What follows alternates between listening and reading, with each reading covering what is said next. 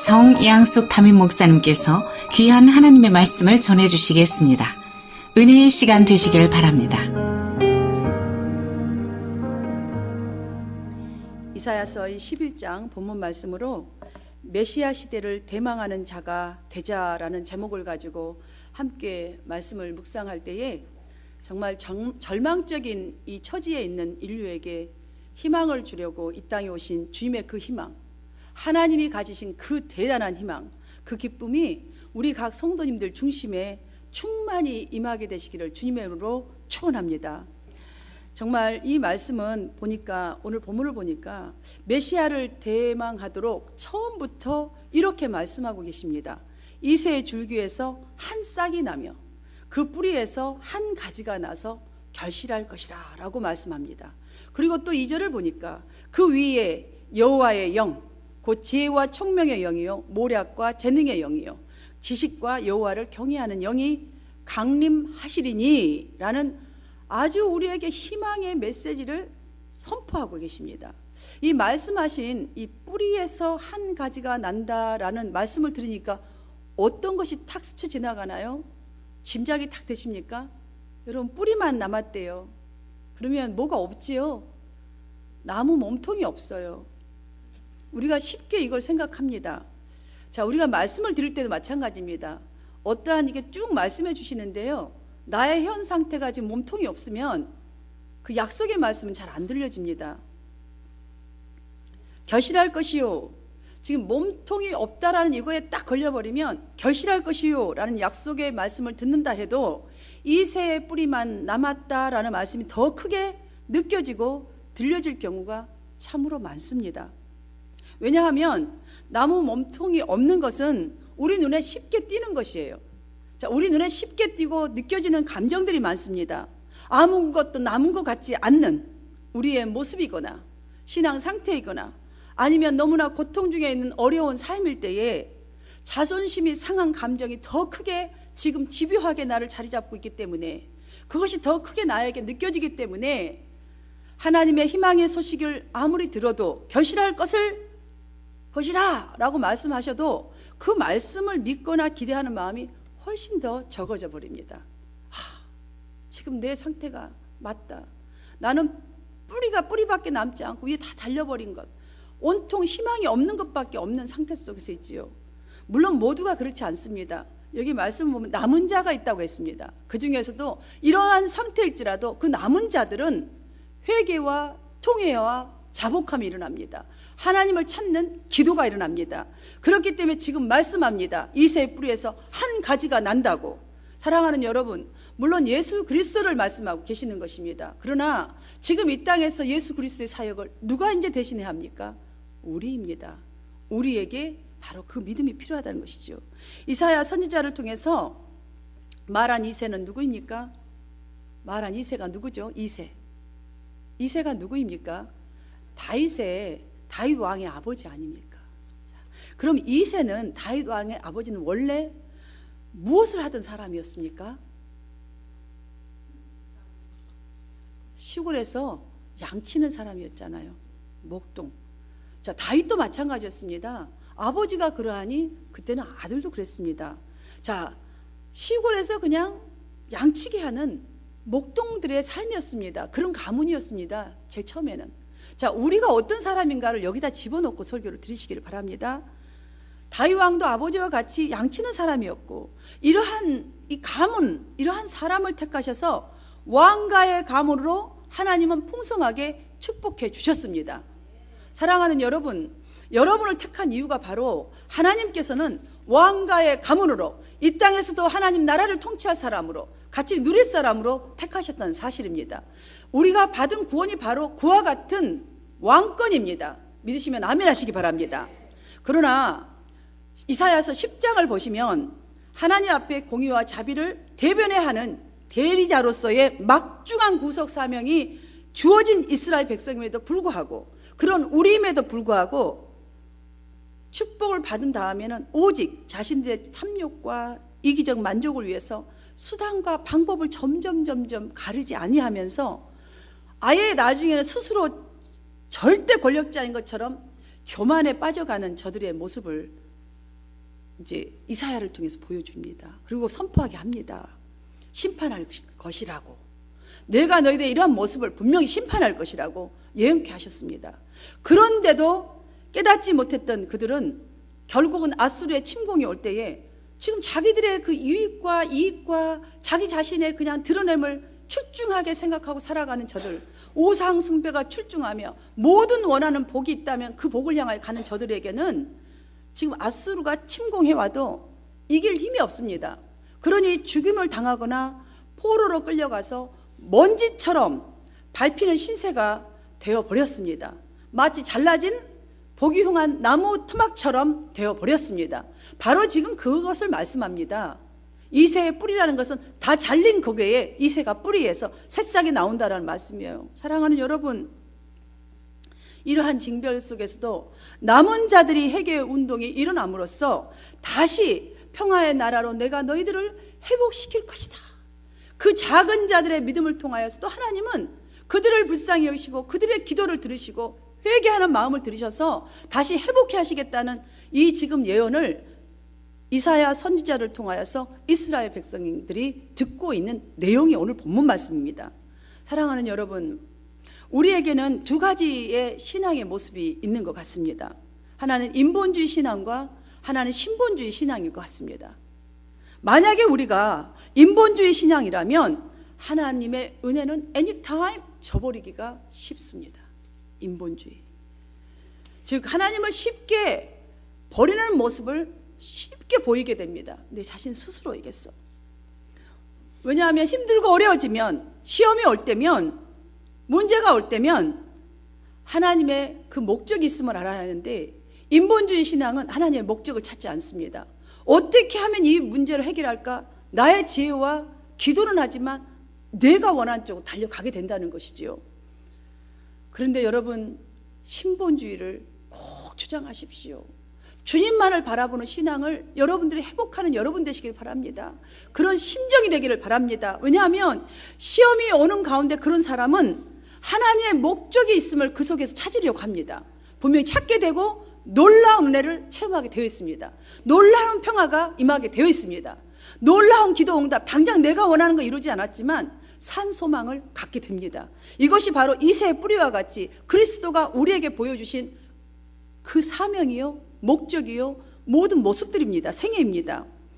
하나님의 목적은 그 상황 가운데서 우리에게 정결함을 지금 요구하십니다. 그 어려움 속에서 또 한 가지 있습니다. 정결함을 통하여 회개하는 자에게는 구원을 베풀어 주신다는 것입니다.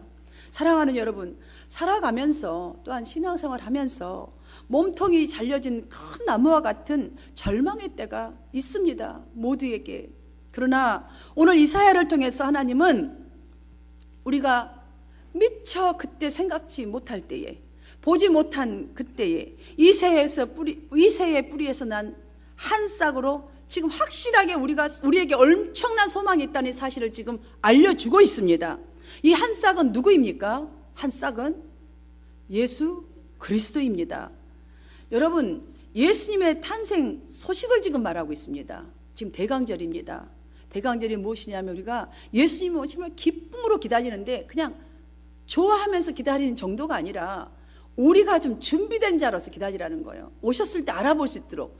다 잠들고 다 못 알아보는데 생뚱없는 동방박사들이 와서 예수님을 영접했지 않습니까? 찾아갔지 않습니까? 인사했지 않습니까? 그들처럼 우리도 이렇게 준비하고 있으라는 것입니다. 그 한 싹 한 싹, 그 탄생의 소식, 나에게 구원의 소식, 내가 변하는 그 소식을 그때 만나야 한다는 것이요. 이때에 죽음과 같은 인생에, 죽음과 같은 내 믿음 안에 그리스도를 향한 믿음의 이 뿌리에 한 싹이 있다면 그 싹이 나와서 줄기가 되어지고 그 줄기가 다시 싹이 나와서 가지가 되어지고 가지에서 열매를 맺게 하여서 정말 맺게 하신 그 하나님을 만날 수 있게 된다는 말씀입니다. 이 소망이 여러분의 소망이요, 여러분이 갈망하는 믿음이 되시기를 주님의 이름으로 축복합니다.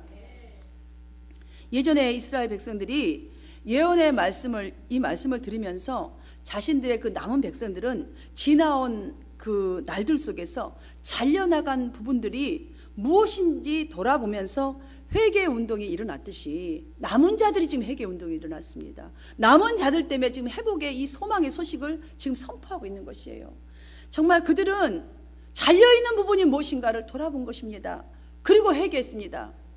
내가 주님 앞에 있지 않아서 정말 믿음도 잘려나가고 나의 그 사랑도 잘려나가고 아름다운 모습도 잘려나가고 하나님을 향한 그 열정도 잘려나가고 내 인생에서 절망 속에서 희망을 가져야 될 텐데 희망도 다 잘려나갔던 그 모습을 본 것이에요. 주님이 떠나가니까 내 앞에 소망이라고 보이지 않는 거예요. 나의 흉측한 모습만 자꾸 보여주고 남하고 비교하는 모습만이 드러난 것이에요. 이게 잘려나간 것입니다. 여러분, 사랑하는 여러분, 대강절을 보내고 있는 우리에게도 복음이 잘려나간 내 중심을 보면서 정말 하나님의 사랑과 은혜가 잘려나간 우리의 삶을 보면서 회개의 운동이 일어나게 되기를 간절히 바랍니다.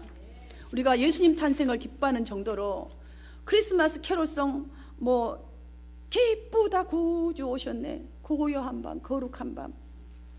여러분, 이런 즐거운 마음, 조금 거룩해진 그 마음으로 정말 맞이하는 그런 성탄절이 아니라 잘려나간 내 삶에, 내 신앙에, 그 밑바닥에 깔려있는 여러분 오직 예수의 신앙 있잖아요. 여러분에게 다 있어요. 오직 예수의 신앙. 주님 나를 사랑하고 십자가에 죽으심을 주셨던 그 구원의 신앙이 우리 모두에게 있습니다. 이 믿음을 여러분 깨달아야 합니다. 나에게도 이 믿음이 있다는 걸 깨달아야 한다는 것이에요. 주님으로부터 우리가 그 뿌리에서 나의 신앙이 다시금 회복돼야 됩니다. 그 믿음의 뿌리에서, 줄기에서 한 싹이 난다면, 다시 내가 일어날 수만 있는 그 소망을 가진다면 그 한 가지가 정말 메시아 시대를 갈망하는 열정이 회복되는 은혜가 있을 줄 믿습니다. 그런 삶으로 출발하실 줄 믿습니다. 이사야 선지자는 그들에게 뿌리만 남았다는 것을 강조하기 위해서 이새의 줄기에서 한 싹이 나며 라는 말씀을 가장 먼저 선포한다고 보여집니다. 이것은 예수께서 이 땅에 오신 목적을 지금 명확하게 우리 각자에게 밝혀주고 있는 것입니다. 맞습니다. 우리 그냥 세계를 다 볼 필요도 없고 우리 주위 사람들의 살아가는 모습만 보아도 정말 어떤 부분은 지금쯤에 이 12월 달을 맞이하는 이쯤에 어쩌면 올해 사업을 정말 실패하고 자신에게 있는 그동안에 있었던 조그마한 가능성까지도 사라진 것 같은 절망으로 인해서 마치 땅속에 묻힌 나무뿌리처럼 회복되지 못한 채 지속적으로 우울한 모습으로 계신 분들도 있을 수 있습니다. 신앙생활에 있어서도 올 1월에는 정말 힘차게 출발하여서 잘 살아가다가 잘 신앙생활하다가 이런저런 시험이 올 때에 말씀과 기도로 뛰어넘지 못하고 자신이 감당하기 버거운 높은 산을 넘어야 하는 것 같은 그런 무거운 마음만을 자꾸 쌓은 채로 그 짐을 안고 힘든 시간을 보내는 분들도 분명히 있을 수 있습니다. 그래서 정말 이 사회를 통해서 저들에게 선포한 것처럼 이 시간 주님도 우리를 통해서 우리에게 어떠한 잘린 그 부분이 있다면 다시 일어나라고, 너에게 예수 그리스도가 십자가를 지심으로 부활하심으로 말미암아서 구원을 주신 그 믿음이 있다라고 지금 선포하고 계신 줄 믿습니다. 사랑하는 여러분, 사람의 눈에야 나무 몸통이 잘려나간 것 같아 보이면 절대로 진짜 희망이 없다라고 생각할 경우도 많습니다. 나무 몸통이 잘린 게 잘 보이지요. 서있던 나무 몸통 다 한번 잘라보세요. 그 큰 나무 잘 보입니다. 그러나 사랑하는 여러분들이요, 우리 그리스도인들은 여러분만큼은 성경 말씀에 길을 여시기를 바랍니다. 자, 보이는 그것에 주저하지 마시고 말씀의 길을 여시기를 바랍니다. 영의 눈을 뚫려 가시기를 바랍니다. 내가 어떻게 하든 이 말씀을 하나 붙들어야겠다는 각오로 말씀을 들으시기를 바랍니다. 남아있는 그 믿음의 뿌리에 새로운 싹을 그래야 낼 수 있습니다. 새로운 싹을, 그 뿌리에서 한 싹이 나고 또 한 가지가 나서 결실할 것이라고 말씀하고 이 말씀을 하신 그대로 우리가 진정으로 받고 믿고 주님의 희망을 가져야 합니다. 여러분의 작은 씨앗, 정말 한 알의 밀알이 땅에 떨어지면 몇 배의 결실 얻는다, 100배의 결실 얻는다 그랬어요. 모든 새들이 날아와서 정말 거기서 누리고 우리 그 결실을 먹을 것이라고 하지 않았습니까? 희망을 가지고 나아갈 방법을 3절에서 이렇게 말씀하고 있지 않습니까? 그가 여호와를 경외함으로 즐거움을 삼았다라고. 방법은 딱 한 가지입니다. 여호와를 경외함으로.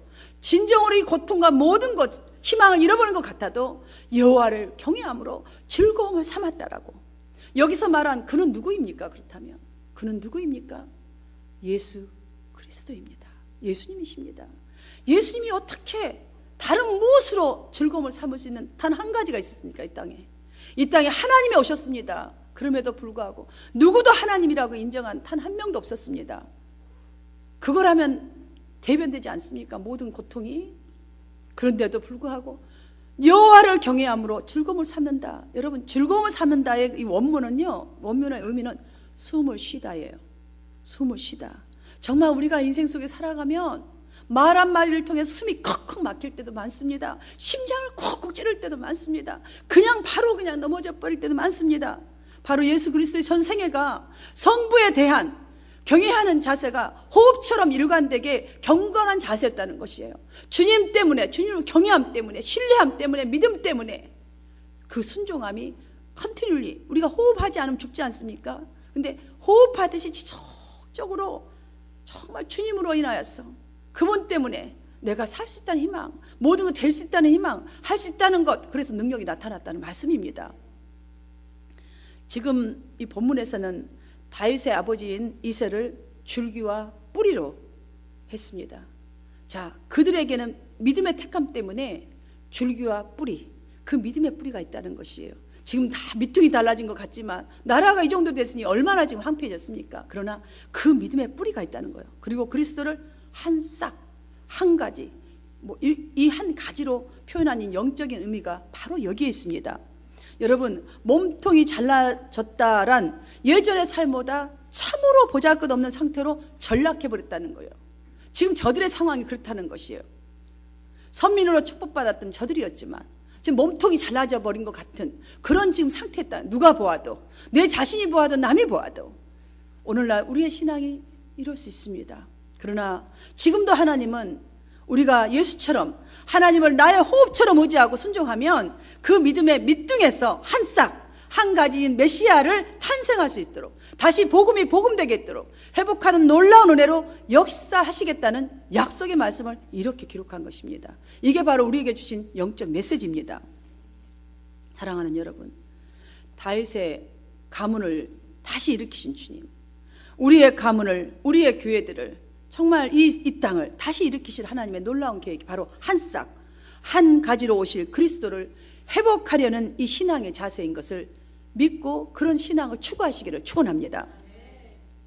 그렇다면 우리가 이제부터 말씀을 따라서 다스림을 받고 온전히 진정으로 이 평화를 누리는 삶을 위하여서는 우리의 구주 예수 그리스도에는 어떤 모습으로 정말 이 땅에 오셔서 출발하셨는가, 이 모습을 살펴보므로 여러분에게 한번 적용해 보시기를 바랍니다. 첫 번째로, 예수님의 이 출발은 몰락한 다윗 가문에 속한 가난한 부모 밑에서 태어났습니다. 그렇지 않습니까? 왜냐하면 그 가문에서 지금 이새의 뿌리가 난다 했지 않습니까? 진정으로 인간으로 볼 땐 가장 가난하고 가장 천한 사람들, 목동, 누구도 알아주지 않는 사람들, 밤이라도 잠 못 자고 일어서야 할 사람들, 그 가문 속에서, 그 밑에서 태어났다는 것이에요. 여러분, 전 세계 모든 사람을 구원할 구세주의 출발이 이토록 초라했습니다. 그런데 우리의 이 정도 초라함 가지고 절망하기랑은 너무나 빠릅니다. Too early.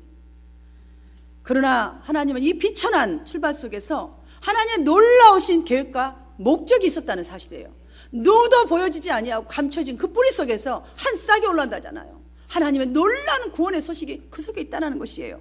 우리 눈알 볼 때는 말구에 태어난 예수, 누가 예수라고 그리스도라고 누가 초청하겠습니까? 그러나 그 밑에 말구의 속에 있는 그 비밀이 무엇인지, 하나님의 놀라운 계획이 있다는 것이에요. 여러분 누가 보아도 여러분 지금 성공한 인생이라고 떵떵거릴 사람이 몇 분이나 있겠습니까? 남들이 어떻게 보든 말든 하나님은 그 속에 뿌리가 있다라고 지금 말씀하고 계십니다. 그것은 실망스러운 이 인간의 왕들을 전부 뒤로 물리치고 지금 이 속에 그런 비밀이 있다는 거예요. 하나님이 보내시는 참된 기름 부은 자, 새로운 시대의 메시아로 보낸 그 여는 자, 그것이 바로 지금 이 땅에 오신 예수를 통하여 하나님의 계획을 실천하신 것입니다.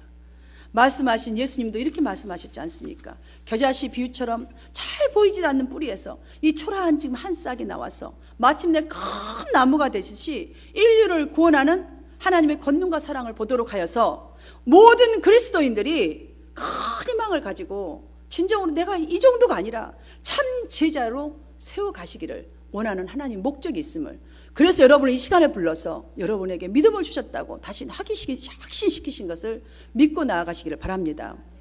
그러므로 우리에게 진정으로 중요한 것은 영적 무지와 불신앙적 태도가 아니라 하나님을 경외하는 이 심령이 회복되도록 구원의 은혜를 회복하는 정말 그 길밖에 없는 것을 여러분 이 시간 결단하게 되기를 바랍니다. 두 번째로는 그리스도의 이 성장과 결실입니다. 우리가 출발은요 성장과 결실이었어요. 출발을 할 때는 정말 가난하고 미천하고 누구도 알아주지 않았지만 성장과 결실이라는 사실이에요. 뿌리에서 이 나온 새싹은요 참으로 처음에는 보잘것없습니다. 땅속에서 더군다나 이렇게 나오니 뭐 남들의 눈에도 별로 띄지도 않고 그냥 짓밟고 갈 수도 있고 별 일도 없습니다. 그러나 싹이 점점 강하여집니다. 그곳으로부터 무엇이 나오는지 아십니까 여러분? 싹만 자랍니까? 가지가 나옵니다. 가지가. 그리고 그 가지가 자라서 결국은 나무로 다시 무성해져서 사람들의 주목을 다 받게 됩니다. 가장 먼저는 사람들의 주목을 받게 됩니다. 여러분 우리가 예수를 믿었을 때에 처음부터 예수를 알게 됐습니까? 일단 예수가 무엇인가 주목받잖아요. 여러분 예수 믿으면요 사람들이 다 여러분 보고 있는 것이에요. 저 예수 믿는 저 사람이 지금 어떤가 지금 보고 있어요. 무성하게 자라시기를 바랍니다. 그뿐만이 아닙니다. 우리가 이렇게 자라갑니까? 정말 주님 이 하나가 잘 자라서 이제 무성해지면요 나중에 단풍의 아름다운 선물합니다. 그것뿐입니까? 많은 열매로 인류를 복되게 하고 건강하게 하고 풍성하게 합니다. 그리스도의 지혜의 말씀과 가르침이 바로 이와 같습니다. 지금 지혜의 말씀과 이 구원 속에서 우리가 있는 자들은, 남아있는 자들은 이 말씀으로 통하여서, 가르침을 통하여서, 지혜로운 이 말씀, 하늘의 지혜를 통하여서 이와 같이 자란다는 말씀이에요. 이와 같이 또한 시시때때로 베푸신 은혜를 잊지 않고 살아간다면 행복하고 풍성한 삶을 살아가게 된다는 것입니다. 왜냐하면 하나님의 말씀이 풍성하고 하나님의 지도를 받고 지시를 따르니 안 행복할 수가 없어요. 안 행복할 수가 없습니다. 사랑하지 않을 것이 없습니다. 용서가 되어집니다. 넓게 품어집니다. 옛날에는 도저히 나는 못해가 대로 바뀝니다. 이것이 행복입니다. 그런데 아직도 이 땅에 오시고 우리의 정말 이러한 이 모습 때문에 정말 세상에 추구하는 이러한 모습, 세상 것을 아직도 추구하는 이러한 인본주의 신앙 때문에 젖어 있어서 우리가 이 땅에 오신 우리 주님을 제대로 발견을 못할 때가 참으로 많습니다. 예수께서 지신 십자가, 부활, 여러분 무엇을 말해주는지 아십니까? 다 아시잖아요. 인류의 죄에 대한 승리 아닙니까? 우리가 그러니까 할 수 있다는 지금 말을 오늘 이 본문에서 하고 있는 것입니다. 그리스도께서 맺으신 열매입니다. 우리가 앞으로 어떤 열매를 맺어야 하는 것을 또 말씀하고 있는 것입니다. 사랑하는 여러분, 우리의 모습이 보잘것없고 여러분 자신이 보잘것없다고 생각하십니까?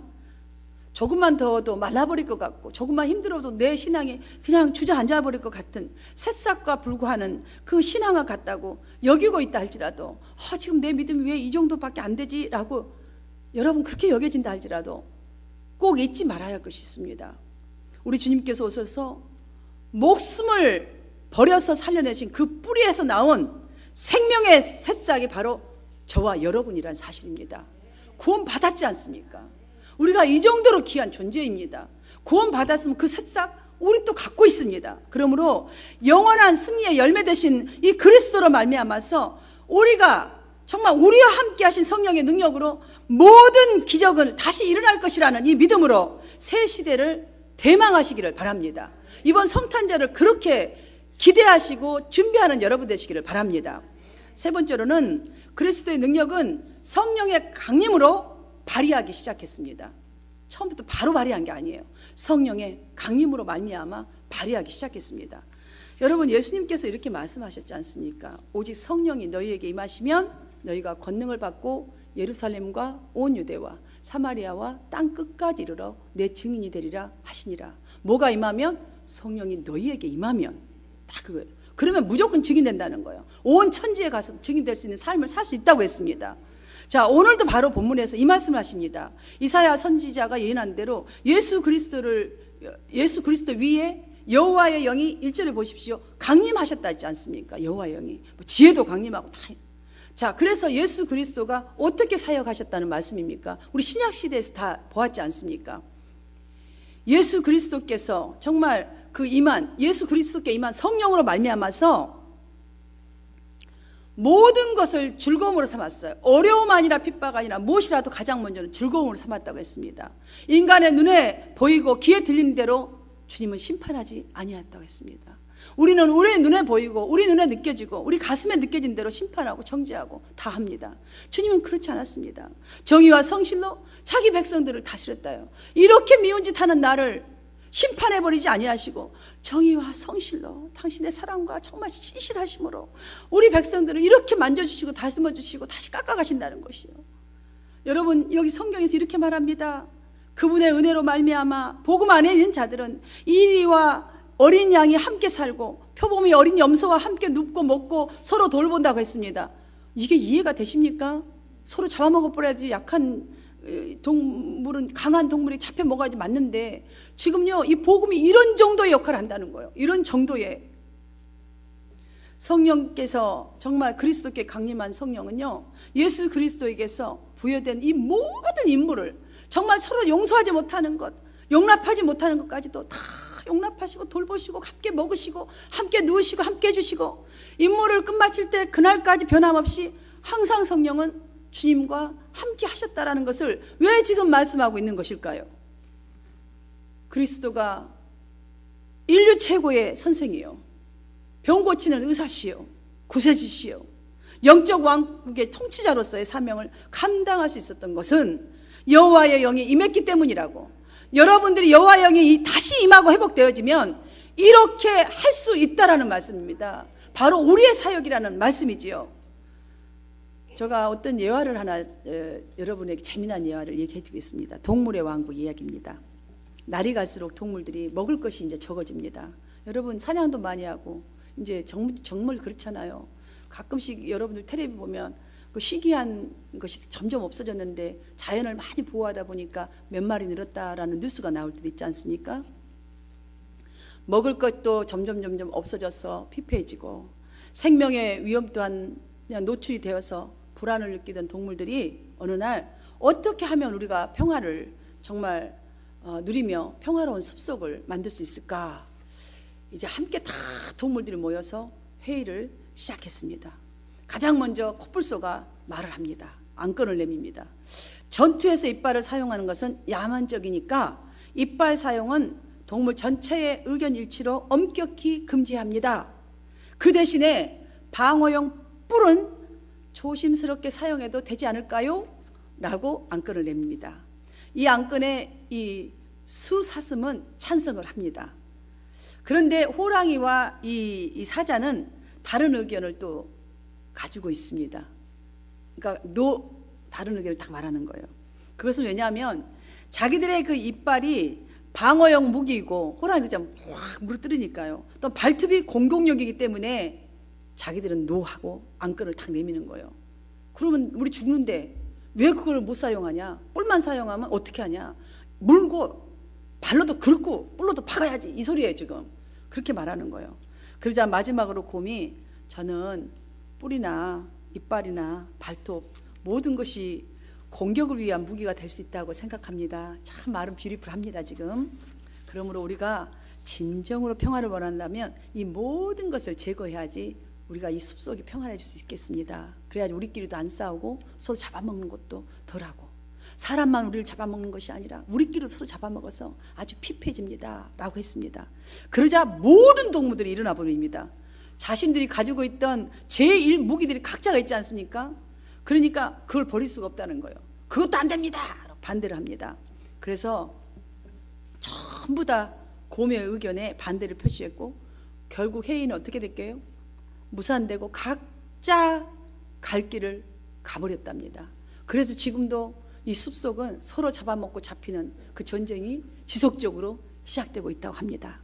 여러분, 우리 모두가 아무리 참 평안을 원한다 할지라도 이 우리가 가진 서로의 그 이기심 때문에 완전한 평화를 누릴 수 없다라는 그거에 대한 교훈의 예화입니다. 그러므로 오늘 본문에서 우리에게 말하고자 하는 게 있습니다. 동물이 함께 누우며 함께 먹으며 함께 산다는 이것, 참으로 상상할 수도 없는 평안을 이룬다는 이 모습을 말한 것은 우리가 이 평안을 누릴 수 있는 한 가지 방법은 오직 복음의 영향력으로만 이러한 세상이 이루어진다는 사실을 말하고 있는 거예요. 우리 각자가 너무나 이기적이어서 아무리 은혜가 있다 할지라도 순식간에 이기적으로 돌아가서 절대로 평안을 이룰 수가 없다는 거예요. 여러분 부부가 안 사랑하는 사람 어디 있어요? 그런데 싸우잖아요. 왜냐? 나의 이기심 때문이에요. 욕심 때문이에요. 그 다음에 내가 용납하지 아니하고 사랑하지 못해서 그래요. 왜 내가 해야 돼? 당신이 해. 이것 때문이잖아요. 절대 이루어지지 않는다는 거예요. 우리는 다 원하죠. 행복도 원하고 모든 거 주고 싶고요. 넓어지고 싶어요. 그런데 우리 본성이 이게 있어서 안 된다는 거예요. 그런데 우리가 진정으로 우리 모두의 이 성질과 기질이 도저히 함께 할 수도 없고 어울릴 수 없는 것 같아도 복음의 통치 안에 함께하면, 정말 복음의 통치 안에만 함께한다면 복음의 그 영향력으로 말미암아서 예전에 서로 물고 뜯고 분쟁하던 것들이 오히려 서로 위로할 수 있다는 거예요. 자, 서로 일으켜 세워줄 수 있고 더불어 사는 평화를 누리게 하신다는 말씀입니다. 아멘입니까? 여러분들이 복음에 합당한 삶, 복음의 통치 안에 사셔서 이 평안을 여러분들이 진정으로 주 안에서 이루어지는 여러분 되시기를 바랍니다. 이렇게 평화롭고 안전한 정말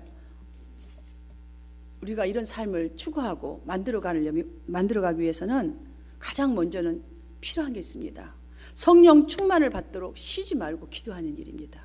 그 외에는 절대로 이 이기심 버릴 수가 없습니다. 말씀 많이 하는 사람 보십시오. 이리처럼 뜯는 걸 잘합니다. 여러분 알아야 합니다. 두 번째로는 예수님처럼 구원과 평안을 위해서는 한 싹이 되어주십시오. 그 싹이 어떤 싹인지 여러분 다 알고 있습니다.